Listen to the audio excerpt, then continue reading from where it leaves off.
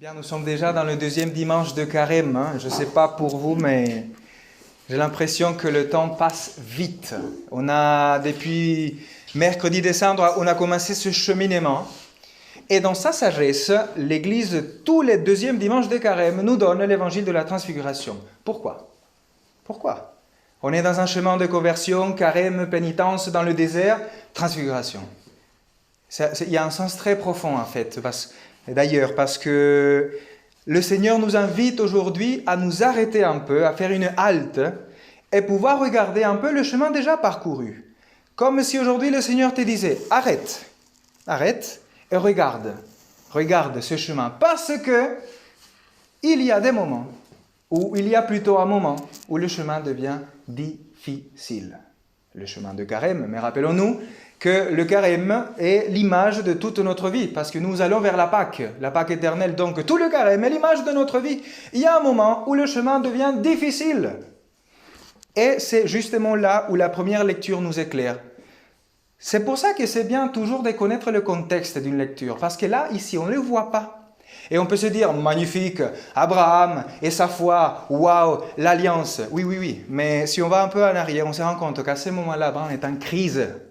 Abraham est en crise, parce que justement, il a commencé un chemin, le Seigneur l'a appelé, il lui a dit, quitte ta terre et ta parenté, et va, dirige-toi là où je te montrerai. Alors il se met en chemin, il croit.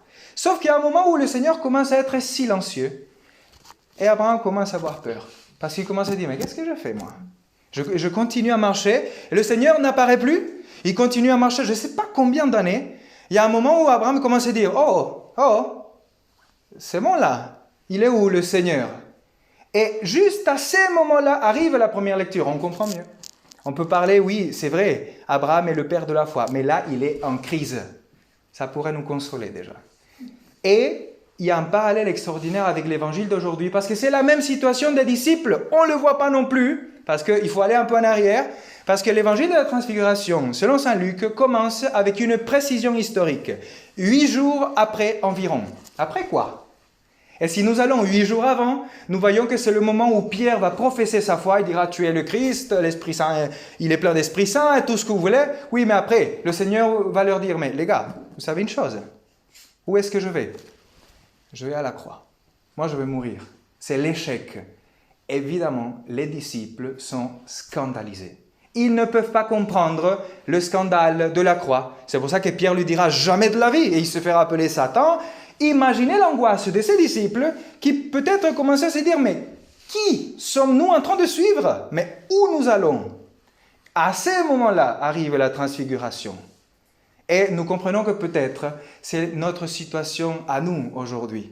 Peut-être nous avons commencé un chemin de vie chrétienne, de consécration de vie pour certains d'entre nous aussi. Et peut-être il y a un moment, peut-être c'est maintenant que le chemin commence à devenir difficile. Et comme Abraham et les disciples, on commence à se demander, mais ça vaut vraiment la peine? Mais vraiment? Et tu commences à voir que Dieu est silencieux, et quand il n'est pas silencieux, ce qu'il te dit, c'est la croix. Merci. Ça vaut vraiment la peine? C'est la situation de nous. Moi, je pense, peut-être que dans ce temps de carême, tu t'es rendu compte en fait que tu n'arrives pas. J'espère que tu aies fait cette expérience. Moi, je l'ai déjà fait direct dès le début. J'arrive pas, tout seul. Peut-être on se dit, bon, le temps de carême, j'aurais dû prier plus, faire plus d'aumônes, plus de sacrifices. En fait, de moi, ce qui sort, c'est d'être en discommunion avec mon frère. De voir passer un autre et moi... Et on se dit, oh là là, en carême, le combat devient plus difficile. Oui, devient plus difficile. Peut-être nous sommes en train de faire cette expérience aujourd'hui, et j'espère tant mieux, parce que ça nous aide à comprendre le sens profond de cet évangile et de ce dimanche, de la parole que nous donne aujourd'hui le Seigneur. Parce que comme Abraham, nous aussi, nous avons besoin de dire au Seigneur, écoute, je ne peux plus marcher comme ça, il faut que tu viennes, il faut que tu me donnes un gage, j'arrive pas. Et le Seigneur, qui est un Père plein d'amour, qui le comprend, qui veut l'éduquer, moi j'imagine un peu, j'imagine trop parfois les choses. Imaginez le Seigneur qui lui dit, viens ici, viens. On va faire une alliance. Parce que je sais que tu en as besoin. Pour ton aide, aujourd'hui je fais une alliance avec toi. Et regardez, c'est très intéressant de voir la façon qu'on avait avant, à l'époque d'Abraham, de faire une alliance, un pacte entre deux hommes.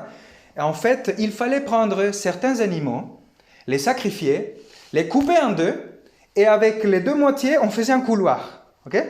Et les deux contractants du pacte devaient passer au milieu des bêtes en disant « Qu'il m'arrive le sort de ces bêtes si moi je n'accomplis pas ma parole et je ne suis pas fidèle à l'alliance. » Du coup, les deux contractants devaient passer, signe de l'alliance, après ils cuisaient la viande et ils mangeaient. Ça, c'était l'alliance à l'époque d'Abraham. Et qu'est-ce qui se passe dans cette alliance? C'est une chose inouïe. C'est la première fois dans l'histoire de l'humanité où l'un des contractants est Dieu lui-même. Non mais, hallucinant. Et encore plus hallucinant que ça, c'est que le Seigneur, au moment où Abraham devait passer, il lui donne quoi? Un sommeil mystérieux. Le Seigneur ne permet pas qu'Abraham s'engage.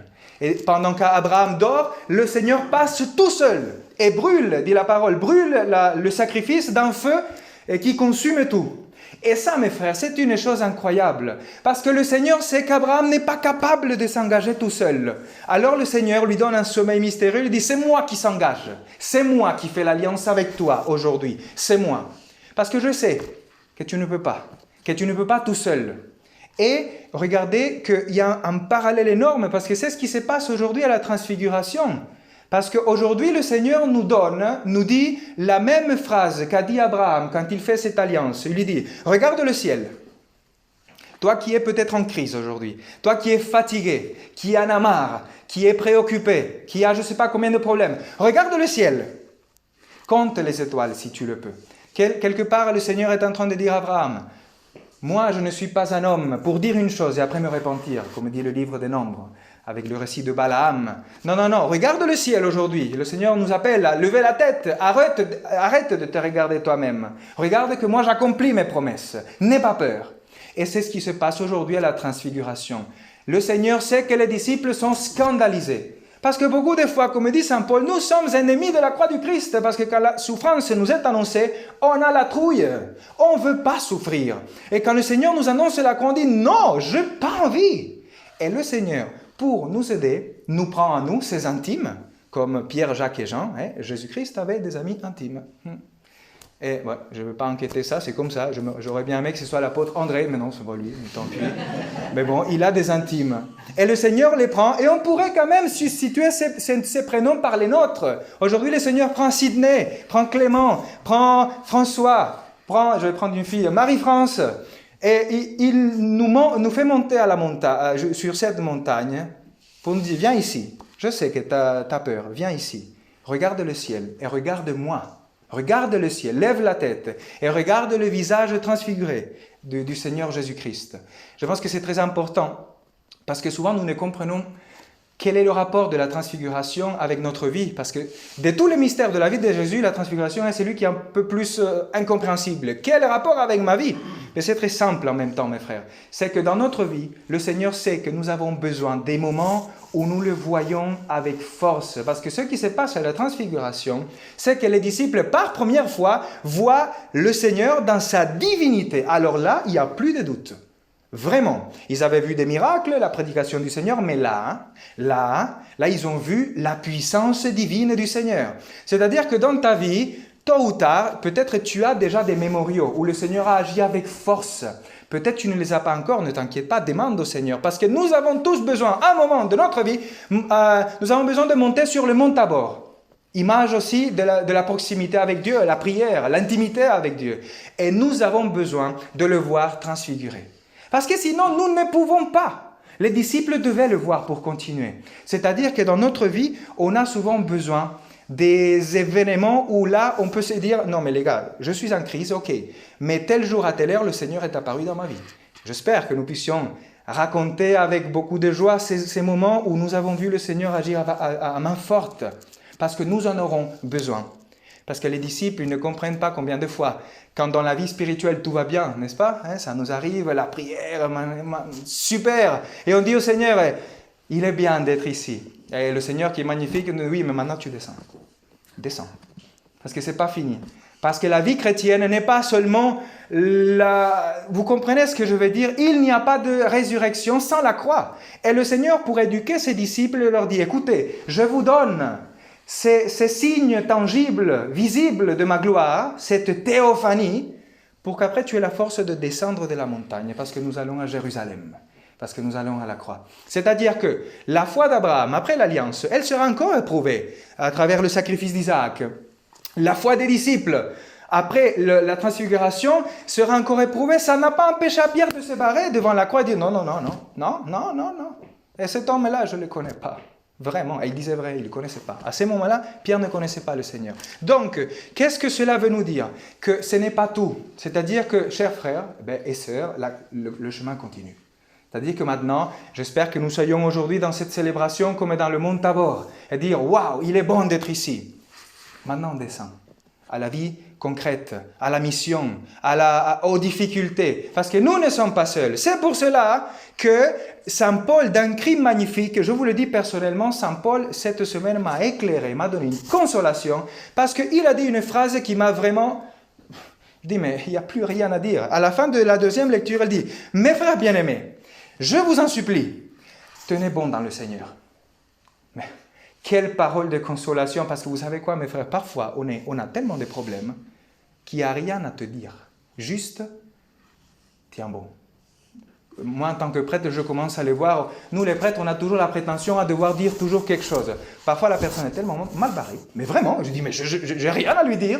Parfois, l'unique chose qu'on peut lui dire, c'est, écoute, tiens bon, s'il te plaît. Je te le prie, tiens bon dans le Seigneur. Et c'est la même chose qu'aujourd'hui le Seigneur nous dit. Moi, je me rappelle, quand j'étais petit, on me disait en espagnol, aguanta, aguanta. Hein? Aguanta, non? Aguanta. Parce que parfois, la vie spirituelle, c'est ça, mes frères. C'est pour cela que le mot foi, dans son étymologie, le premier sens, c'est tenir debout. Tenir. Ça, c'est la foi. Tenir. C'est-à-dire que peut-être la réponse à tes problèmes, ça sera juste une parole du Seigneur qui te dira. Tu souffres, c'est vrai. Tiens bon. Tiens bon dans le Seigneur. Parce que le Seigneur te donne la force. Parce que le chemin continue. Voilà pourquoi, mes frères, aujourd'hui, nous pouvons vraiment, vraiment nous reposer. Parce que le Seigneur nous aime beaucoup et nous donne la grâce de pouvoir continuer ce cheminement de carême. Ne te scandalise pas de toi. Si tu vois tes péchés, tant mieux. Parce que comme je disais dans la paroisse au début de ce carême, quel est le but de ce carême? Faire plus d'aumônes, si on les faisait toute l'année, ça serait mieux quand même. Faire plus de prières, si ça serait la vie de tous les jours, ça serait bien. Tout ça, c'est bien. Mais la plus belle chose que nous pouvons faire pendant ce temps de carême, c'est connaître ce qu'il y a dans ton cœur. Connaître ta pauvreté, ma pauvreté. À ce moment-là, tu peux dire comme le peuple d'Israël en Égypte, « Seigneur, j'ai compris, viens me délivrer. En fait, je ne peux pas tout seul. » Et à ce moment-là, le Seigneur passe et fera une Pâque avec nous. Rappelons-nous, ne perdons pas le but de ce cheminement qui passe par la croix, mais nous allons à la résurrection. Voilà pourquoi courage. Courage parce que le Seigneur s'est manifesté dans son Fils. Il nous a donné son Fils. Et il nous dit, écoutez-le, écoutez la voix du Seigneur, parce que c'est l'unique réponse dont nous avons besoin pour notre vie. Jésus-Christ, notre Seigneur. La loi et les prophètes, Moïse et Élie, ont été accomplis en Jésus-Christ. L'unique parole qu'aujourd'hui le Seigneur te donne, celle-ci. Jésus-Christ, notre Seigneur sur la croix. Aguanta. Tu souffres? Aguanta. Le Seigneur t'aide, te donne la force. Donc courage, mes frères. Et demandons au Seigneur cette force qui ne peut venir que de lui, pour qu'après l'avoir vu dans la transfiguration, nous puissions aller à la croix, parce qu'il n'y a aucune contradiction entre le visage transfiguré du Seigneur et le visage défiguré sur la croix. C'est le même visage d'amour plein de gloire, parce que la véritable gloire du Seigneur sera sur la croix. Et nous devons comprendre cela, que ce n'est pas quand tout va bien. La gloire du Seigneur, c'est quand nous pouvons monter sur la croix et aimer de cette façon, dans la dimension de la croix. Et cela nous sera donné par le Seigneur. Continuons notre chemin, levons la tête, et je vous le dis au nom de l'Église, mes frères bien-aimés, tenez bon dans le Seigneur. Amen.